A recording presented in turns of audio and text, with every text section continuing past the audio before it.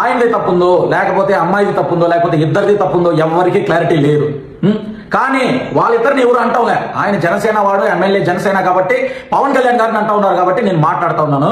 ఈ రోజు అయితే ఏకంగా రోడ్డు పైకి వచ్చేసి ఫ్లెక్సీలు పట్టుకుని ఒక 10 మందిని వెనకాల వేసుకొని జనసేన కామసేన అనేసి కోరస్లో వదులుతా ఉంది.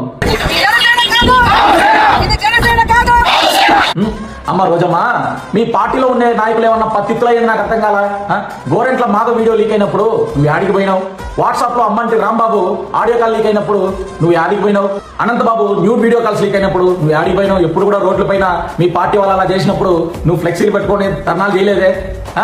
కాబట్టి మీ వెనకాల, మీ పార్టీ వెనకాల ఎకరం ఎంత ఉందో తెలుసుకొని తర్వాత జనసేన పార్టీ గురించి మాట్లాడు, పవన్ కళ్యాణ్ గారి గురించి మాట్లాడు. అర్థమైందా? మీలాగా పవన్ కళ్యాణ్ గారు తప్పు చేస్తే అలాంటి వాళ్ళకి ఎంపీలు ఎమ్మెల్యేలు పదవులు ఇవ్వట్లేదు పవన్ కళ్యాణ్ గారు. ఏమే విషయం తెలిసిన వెంటనే ఆయన పార్టీ కార్యక్రమాలకి నిజానిజాలు తేలేంత వరకు దూరంగా ఉండాలనేసి ఒక ఎమ్మెల్యే అయినా ఆయన పక్కన పెట్టేసి ఆయనకే సపరేట్ గా ఒక విచారణ కమిటీ చేశారు. అది పవన్ కళ్యాణ్ గారు.